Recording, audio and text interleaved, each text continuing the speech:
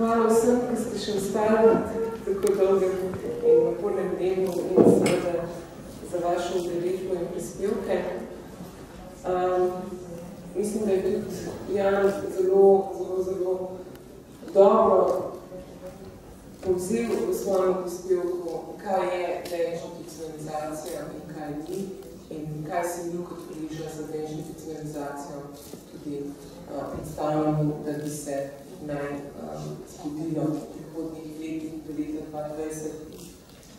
Na Vitotovih poslovnicah smo tudi videli, da imajo pripravljene že različne scenarije o hitrosti deinstitucionalizacije in na tem mestu bi jaz ponovila stavek, ki ga je že zjutraj povedala Elena, da čas za uporabnike, čas za ljudi, ki nimajo možnosti izbire, kateri so s tem, ki nimajo možnosti izbire kratkane pravice, teče drugače kot čas uradnikov, ki pripravljajo načrte ali pa strokovnjakov, ali pa tudi nevladne organizacije.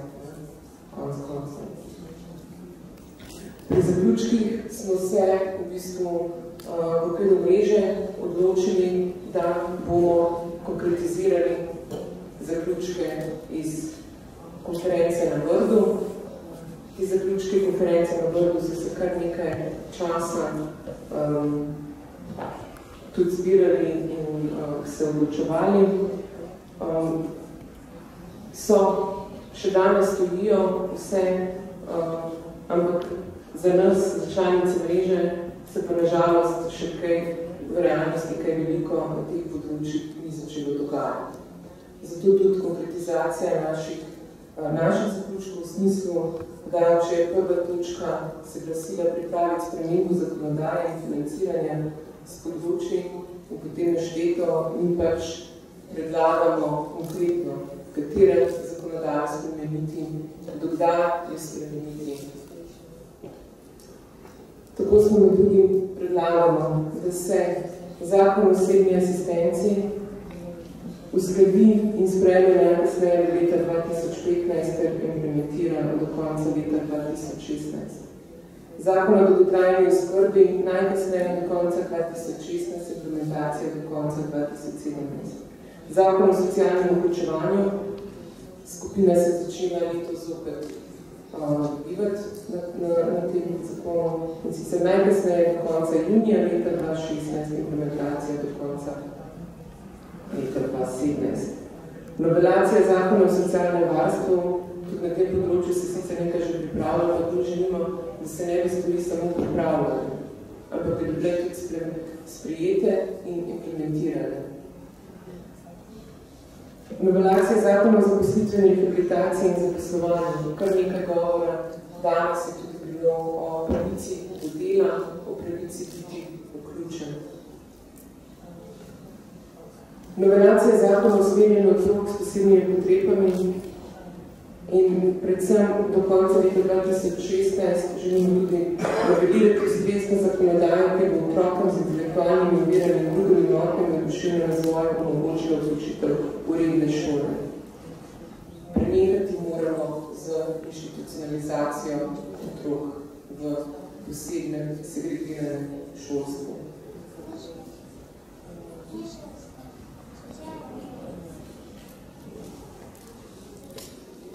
Otroke, ki morajo iti v šolo, moramo vrniti v šolski sistem in jih ne tiščati v socialni sistem, v posebne zavode in posebne šole. S tem zgubljajo ne samo ti otroci, s tem zgubljajo vsi otroci in vsi mi kot družba. Jaz ne vem, kako se predstavljate, da imam 6 sklepe, pa potem, če imam tu še kaj za dopolniti, ali gremo en po en. Vse čez.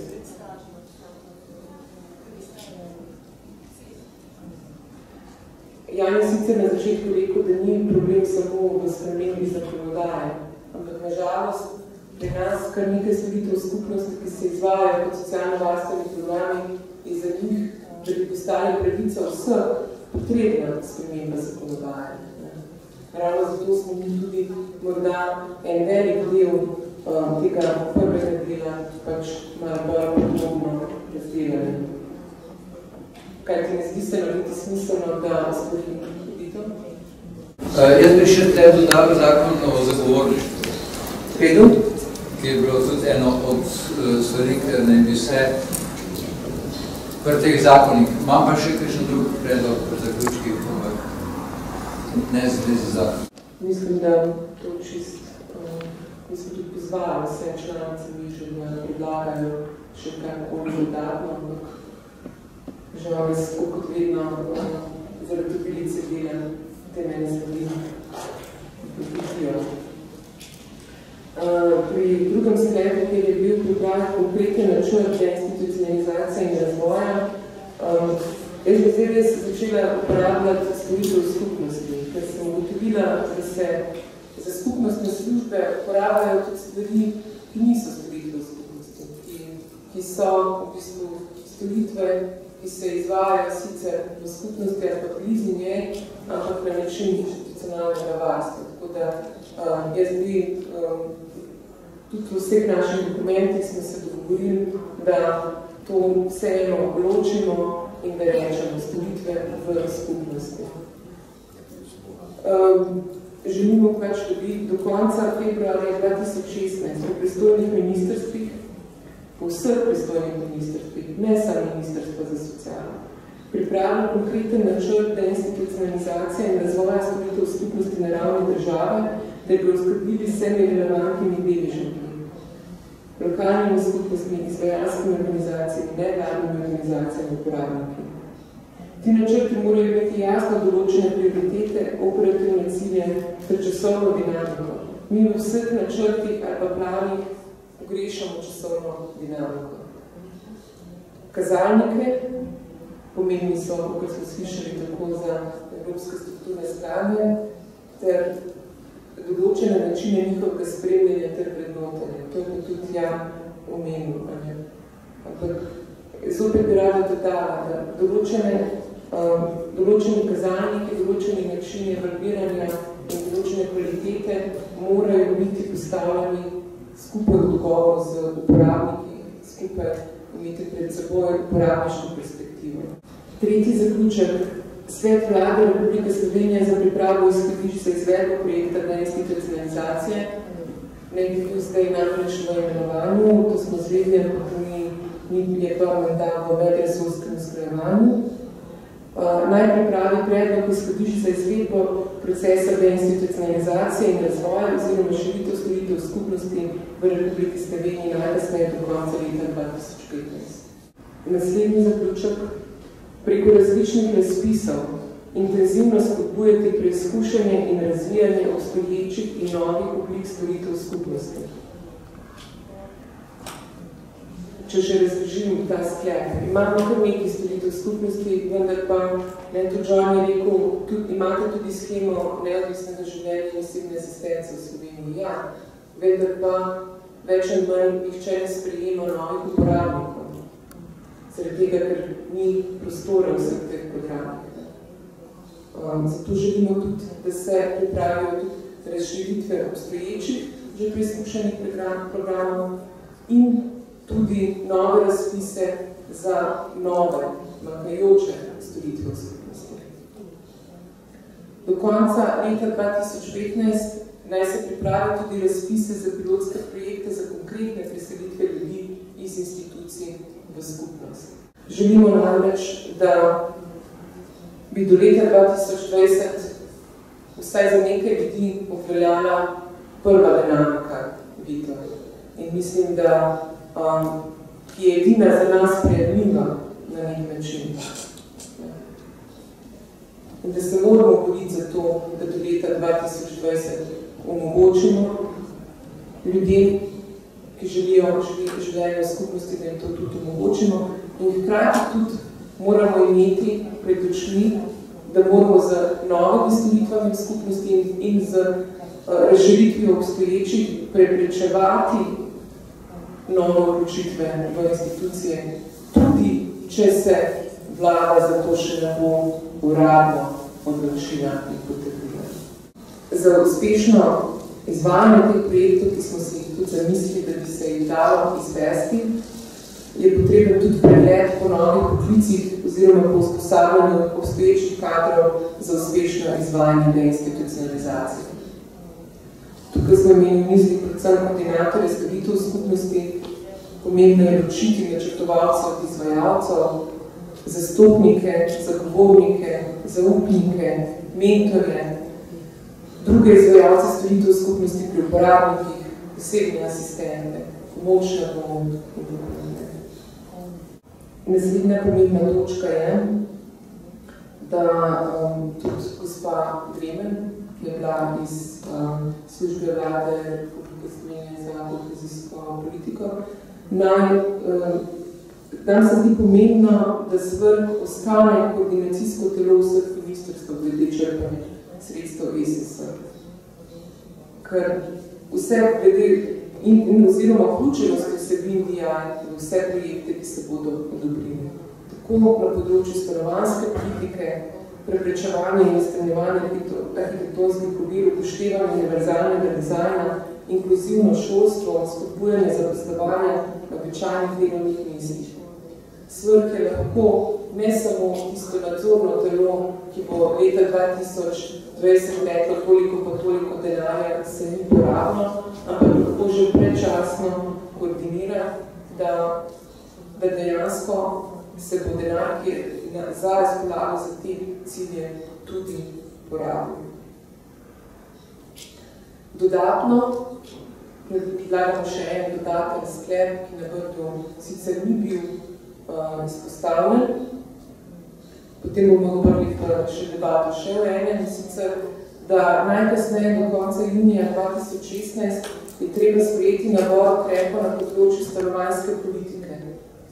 Tako za javno zasebni sektor z namenom pridobitve večjih namestitvenih kapacitet v skupnosti za konkretno za potrebe deinstitucionalizacije. Zdaj pa predrugi, ali pa bom rekla raje razpravo. Tako, Vita? Jaz sem še ena taka strateška pa nujna zadeva je to, da se nemudoma odpravijo varovani oddelki kot zaprti oddelki v zavodu. Se pravi, rečemo, eno od prvih ukrepov mora biti to, da je konec zapiranja, da to, kar je... Da je konec fizičnega zapiranja. To, kar je Darja kazala, niso samo iz preteklosti, ampak so tudi iz sedanjosti. Tam nekje okoli kapacitete zaprtih oddelkov v socialno-varnostnih zavodih so približno tam okoli 150, ali 90, tam okoli 100 ljudi je prav ne samo zaprtih v zavode, ampak prav tudi na zaprtih oddelkih in vred, je treba to, kar bi jaz predlagal, da se to preuči, da se nemudoma spodbudi alternativnim oblikam varovanja in zagotavljanja varnosti ljudi. A boš ti formuliral, pa pod katero točko bi to umestili? No, prejšnjo. Po zakonu, sem med službe. Aha, med ukrepe v bistvu. Lahko je samo malenkost, samo tamle odstranjevanje arhitekturnih in komunikacijskih ovir, prosim. V redu. Jaz bi dal predlog dosledno uresničevanje in spoštovanje zakonodaje, predvsem takojšnja, kar se da hitra izenačitev nekih javnih financiranj z nekimi individualnimi financiranji, predvsem tukaj bi lahko začeli pri končno popravi, čim hitrejšnji popravi oziroma spoštovanje ustavne odločbe glede zakona o družbenem varstvu telesno in duševno prizadetih oseb in popravi pravzaprav dohodka, ki ga te ljudi imajo. Zakon je v bistvu star kot zemlja, po drugi strani v bistvu bi mogel biti popravljen že leta 2008, ker je tako ustavno sodišče temu naložilo, pa žal ni bil, čakamo že 10 let, vem, da je skupina za zakon o socialnem vključevanju, ampak prosil bi za čim hitrejši postopek, da ga ne bi čakali še nadaljnjih 5 let. potem predlagaš, da se zamik datuma za zakon o socialnem vključevanju zamakne pred, čeprav razumem. Tako je. Pa lahko se še vedno aktivno vključiš v skupino, tudi znotraj MDI-ja, ki bo delala na tem zakonu kot z enimi skupnimi predlogi. Kaj pa predlagaš, da damo kot datume izvedljive? Kakšen je bil načrt? A lahko je sklep pri tem zakonu sta v bistvu dva problema. Eno je problem denarja, kar je predmet sodbe Ustavnega sodišča, ki je staršem odvzelo dolžnost preživljanja odraslih otrok in zahtevalo od države, da ta sredstva zagotovi iz socialnih transferjev. In če se spomnite, je pred 2 leti ali takrat pod Svetlikom država vse te ljudi spravila na socialno podporo, pa smo se pa malo razburili, pa smo ohranili redo. No in zdaj pa teče razprava, koliko in država je že vprašala skupino koliko, zdaj se pa delamo že o višini. In zdaj je treba dogovoriti pogajalska izhodišča. Mi nekako menimo, da to, kar je zdaj, renta plus varstveni dodatek nevračljiv, to zdaj govorimo o vsotah, in ta visok dodatek za pomoč in postrežbo. Če se delamo o evrih, če se pa delamo o načelih, mora biti pa tam nekje med pragom revščine pa minimalno plačo, da pa smo pokorni Evropski uniji, pa da ne stimuliramo bega v socialne transferje. To približno. Problem je pa v tem, da ta del bi mogel biti sprejet res pred 2007, pred 8 leti, ne pred 7 leti. In zdaj je pa problem, ker hoče s tem zakonom rešiti tako ta sredstva, sodbo Ustavnega sodišča, kot tudi storitve. In zdaj, recimo, en premislek bi bil, da se ta del, od tistega zakona o družbenem varstvu itak postavlja samo 6 členov, da se zdaj sprejme zakon, ki bo reguliral denar. Sprav osnovna sredstva za preživetje. Ja, ampak zdaj seveda to ima svoje za, ima pa svoje proti. Tako da tle bo treba še voditi, a iti na prvo žogo pa izid državo za denar, ali imeti pogovor, da bomo pol rešili komplet, ker pri storitvah je pa najbolj odprt trg dela. Trg dela za ljudi, ki imajo manj kot 30% storilnost. Ker pa trčimo na določila o javnih podporah, ne državnih podporah v gospodarstvu. To, da jaz bi, meni se zdi ta datum realen. Kaj je zdaj napisan? Ja, s tem pa, da je realen samo, če bomo res vsi brcali. Ampak mi se res zavzemamo, da ti datumi, ko smo išli čez, ker smo šli tako glede na to, koliko verzij je bilo pripravljeno, koliko je še potrebno usklajevanj, pa tako naprej. Tako da smo na osnovi tega tudi postavljali datume.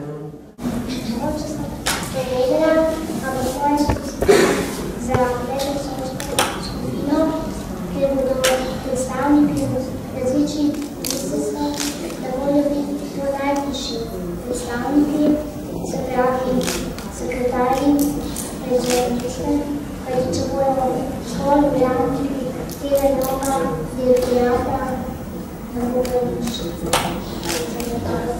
Tega v sklepu ni napisano, zato ker že vemo, da so imenovali, da niso imenovali najvišje uradnike. Ampak zakaj ne bi morali več to se udariti, zakaj ne bi morali tega zapisati? In tudi tega poročila, da so obvezni sedili temu in tudi povedati, kaj se ne bilo. Jaz mislim, da to lahko napišemo pod SVRK, kjer SVRK mora kot koordinacijsko telo zagotavljati poročila iz strani ministrstva. Ne, resursi je treba. poročilo. Jaz ne vidim več v tem, ampak glede na to, da vem, da so že imenovali, mislim, da lahko ostane zapisano, da se vidi, da je to problem tudi v temu, mislim, da je to tudi ena težava, ker je tudi rekel, ja, da se menjavajo državni, oziroma kako se menjavajo državnih uradnikov, kjer ni zaveze za institucionalizacijo na visokih položajih. To ti misliš?